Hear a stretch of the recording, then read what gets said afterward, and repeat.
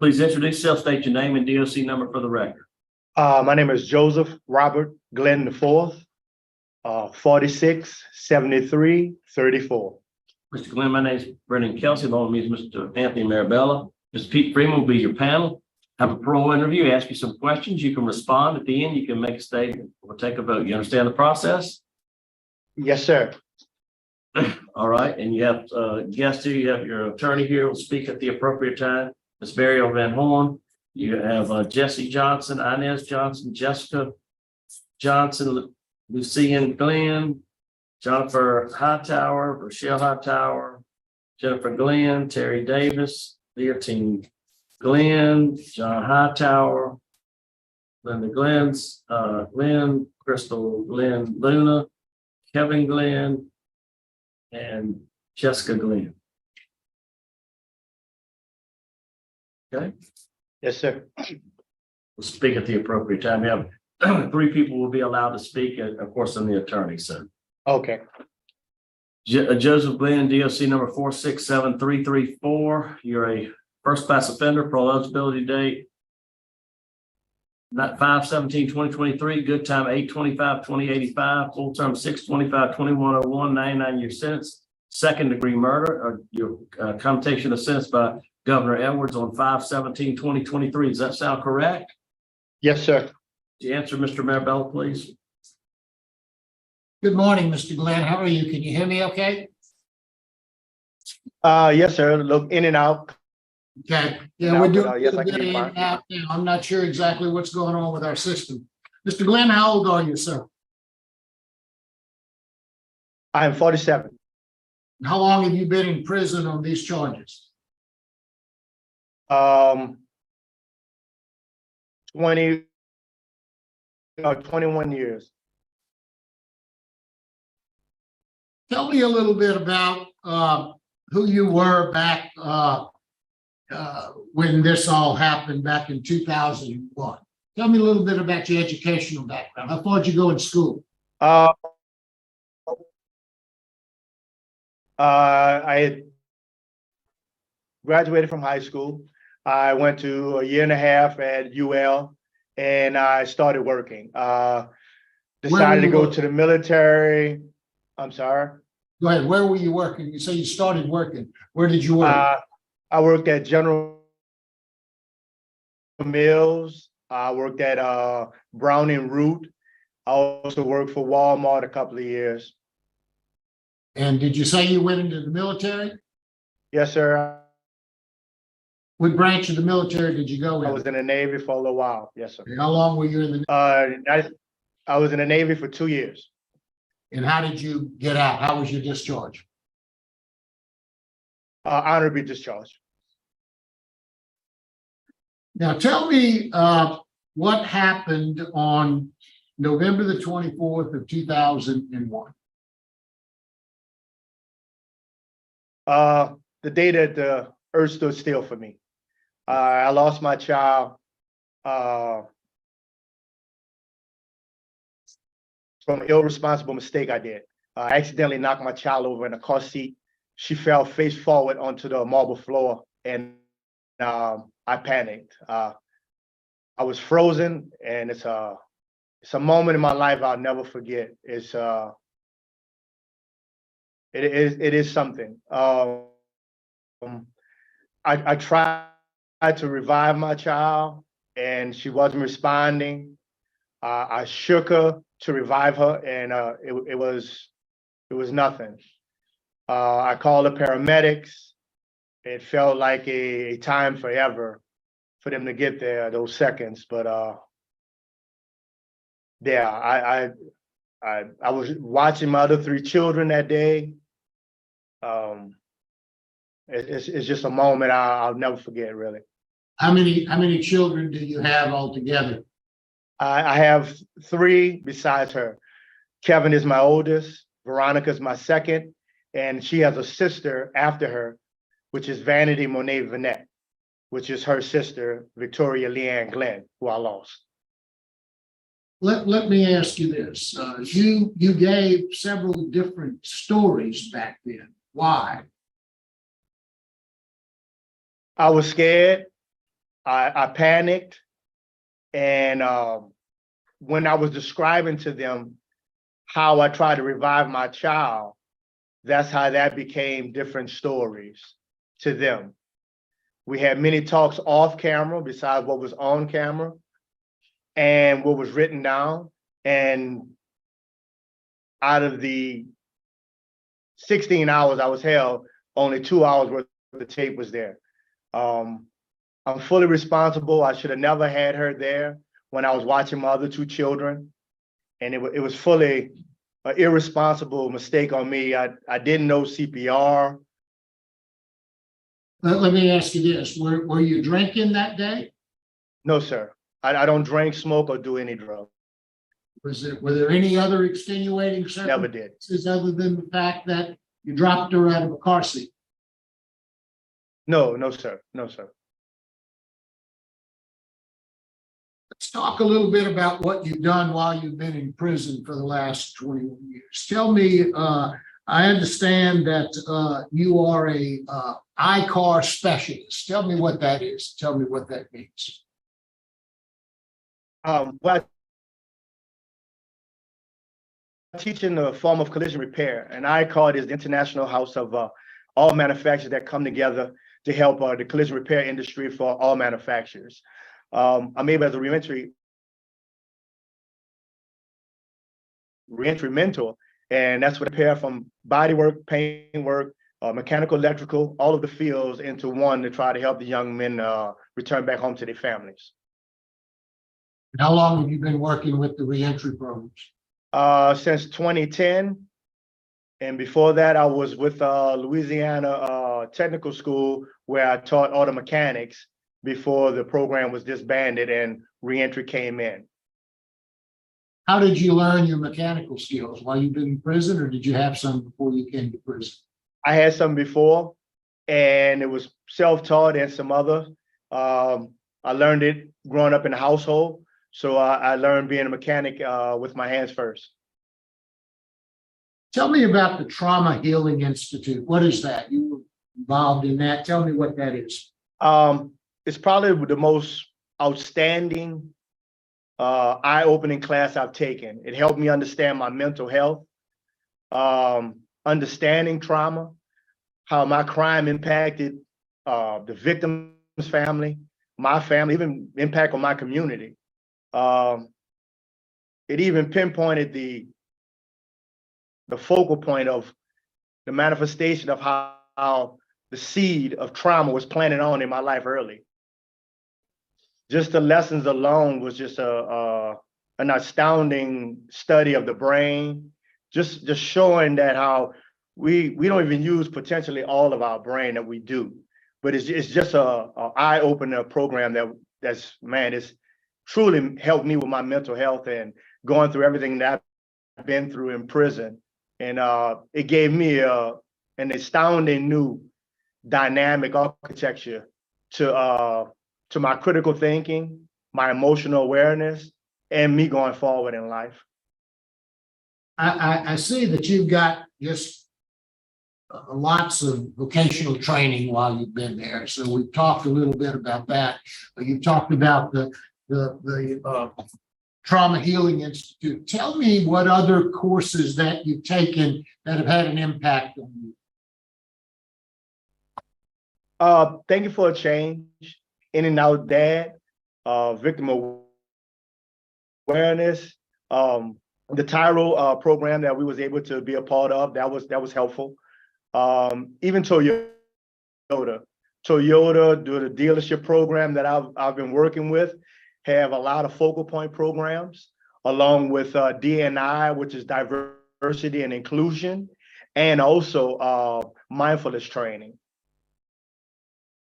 You've had 4 write-ups in 21 years, is that right? Yes, sir. Your last one was in 2015. You're a low Yes. risk.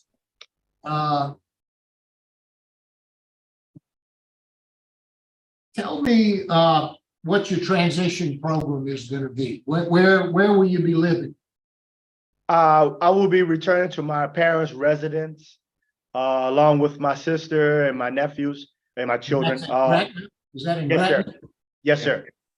Yes, I And will be returning there, and I was offered a job at Toyota Lakeside in the collision repair department. So, That's in Metairie, yes, sir, in and Causeway. that's a job that you're gonna take if you're released. Yes, sir. Warden, what can you tell us about Mr. Glenn?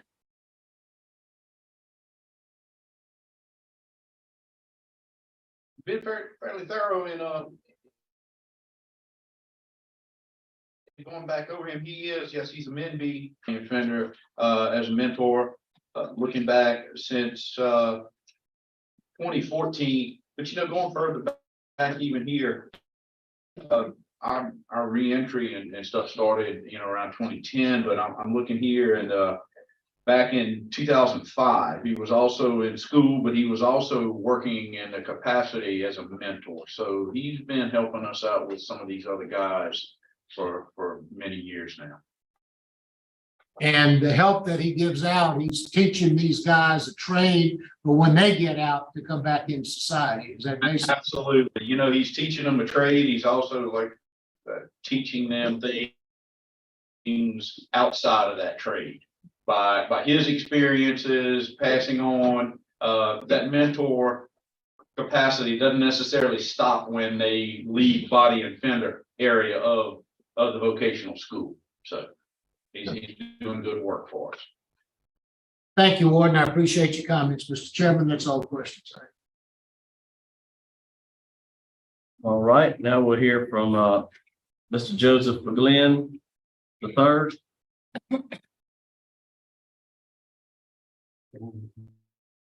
We can hear you. Yeah, they can see.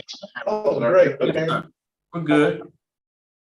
I'd like to thank you all for giving us the opportunity to be present at this stage on this day. But first, I have to thank God for waking us all up, allowing us to hear that alarm clock this morning, because there are many that didn't get to hear that. So that's why I'd like to start off first thanking God for each and every one of us that's not only in this room, but all those that's participating on Joseph's behalf on this day. Secondly, that particular day, we'll never forget it. We lost a family member. And what reminds us is great today, because today is September 20th, and tomorrow, September 21st, is Victoria's birthday. So that's how much of an impact that has on us. Not only the father, but the mother, everybody. When you lose a child, there are no words. Because as a grandparent, yeah, we are, in a sense, the second kid. We're looking at it, in the sideline, but I have seen what loss of a child does to a mother and father, not only as an infant, but also full grown, because we have family members and friends who lost adult children. That is a wound and hole in the heart that is never healed. So to say how my son feel, Victoria mom feel, I cannot even begin to imagine or say, oh, I know how that. No, I cannot. And third, I lift him up and say, I'm glad to be your father. Just listen to what the warden say just now. Other members who come to us and visit and say what type of son we have, it's something that any parent, it's hard to explain. We appreciate that, but I lift him up and say, thank you for being such a great son. We all have flaws. Do we fall short of the glory? Absolutely. If there is someone that say they don't, raise your hand like you did in the old Baptist church, and when you get 10 feet away, run as fast as you can, because the lightning bolt about to come down and hit them. But we appreciate what he has done.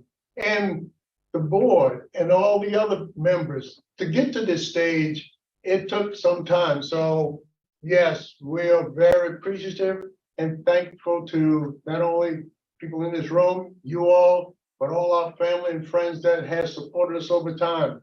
Because like I told Joseph, one little part of scripture always stuck with me from young was when Paul wrote something to a letter to the church in Corinth, when he told his people they were having problems within their church, and say, watch be steadfast in faith, be brave, because in an environment like this, most, not only this environment, but environment in outside world today, you have to be brave with a very smart mind and be strong about your convictions of what you're looking at to achieve in this world. So All Joseph right.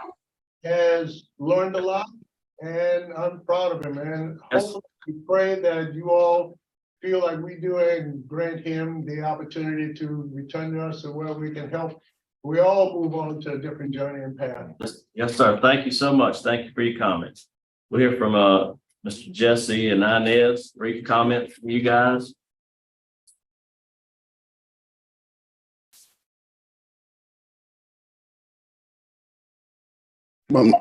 Okay, can you hear me now? And Yeah, I just gotta say, that little Joe was always and always will be, a great person.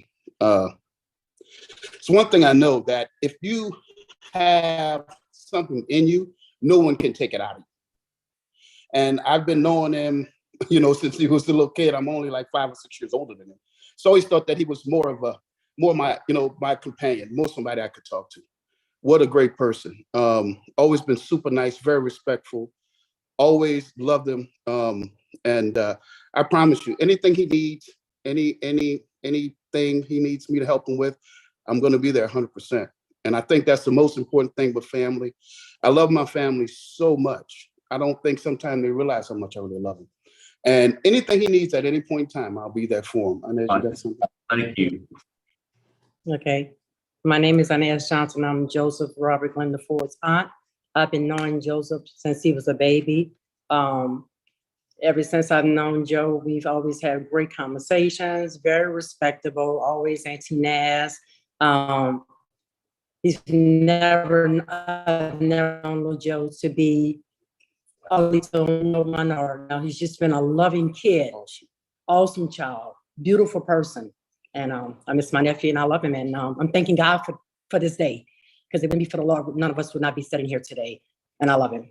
Thank you. I thank y'all for letting us speak. Thank you. Thank so you. much. All right, Joseph, would you like to make a statement on your behalf? Yeah, I want to thank everyone, the board, everybody I met in prison, everyone, because my walk in life, just because I was sent to prison, that mean that I had to be in prison. And through religion, learning lessons, even the men and women that I respect and seeing through life, they gave me it. And I took advantage of everything that was here in prison. So I thought that when I was here, I wanted to do everything I can, no matter how people thought about me or what they thought of me. I pray for everyone that I touched in their lives, everybody that I may even hurt that I didn't even know I hurt. But I pray that I'm able to do everything I can in my power to help everyone in every way. All right. Thank you so much. Ms. Van Horn, you want to wrap it up? So I would like to. Good evening, gentlemen. You do have a very difficult job. You have to balance your obligations to society against the risk of whether or not we're going to see Mr. Glenn again. After 40 years of doing this, I can assure you, as I'm sure all the other things that have been submitted to you assure you, that you won't see him. But more importantly, you may see him in other ways. Because when you talk about being a man in today's society, and we throw out the phrase needs to man up, clearly, Mr. Glenn is a man who has done that. We talk about what happened at the scene and the crime that occurred. As a lawyer, I can tell you, Mr. Glenn had many opportunities to go back to the courts and insist on his innocence. He had an 11-1 jury with the current law. He would have been hung up. We would have been negotiating a different kind of plea, and he would have been already released. He also had science that really didn't look at what happened, and I know his statements were contradictory. But I think that a different science, current science, would be able to evaluate whether or not those injuries were caused by the child in the floor as opposed to shaking baby. But he admits that he shook the child. And he would not allow me to go forward and look at the scientific evidence. He instead manned up. He took the blame. He stands before you now. Perfect example. I believe somebody who's taken terrible, terrible and turned it into something that everyone can be proud of. He's taken advantage of everything offered by the system, and he's turned around and helped everyone who's come into contact with them. And for the young kids that I deal with constantly, who come to me and say, "Get me out. I didn't do anything." He's the one who's actually working with them within the system to explain to them, look, you need to get on with your life. You need to man up. Certainly that's what he's done, and I ask the police. Him and his family. All right. Thank you so much for your comment. Councilman vote. Yes. Mr. Marabella.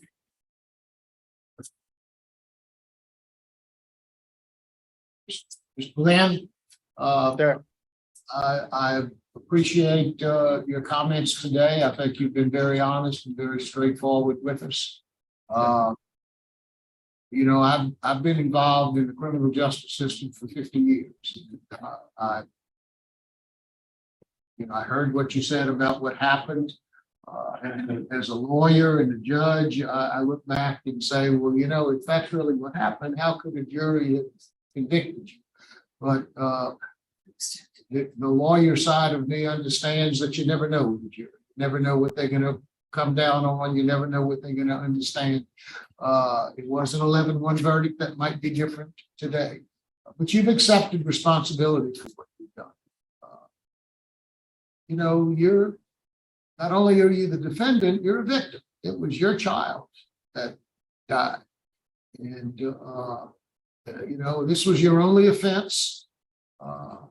You seem to have done well. Other than that, this one horrible instance in your life. But since you've been in prison, I need to look at what you've done. And you've done tremendous work with the reentry program. You've done a lot of good community service for the prisoners there. The warden's comments were very good for you. You have a low tiger. You've got a very good transition plan. My vote today would be to grant your parole. And special conditions being that you follow all recommendations of your parole officer, and that you do 5 hours of community service work per month to talk to young people, to tell your story to them, let them know what you've been able to accomplish in prison. You've got great families. So that's my vote, Mr. Chairman. Mr. Freeman. Well, I concur with Mr. Marabella and agree with his statements. I also vote to grant. All right, 2 votes to grant. I'm also going to vote to grant your parole for the work you've done. Low risk score. You have great family support. You have a great plan. And you'll have community service 5 hours per month, give back to the community and tell your story. So 3 votes to grant. Today, your parole's been granted. Good luck to you. Thank you, sir. I appreciate it.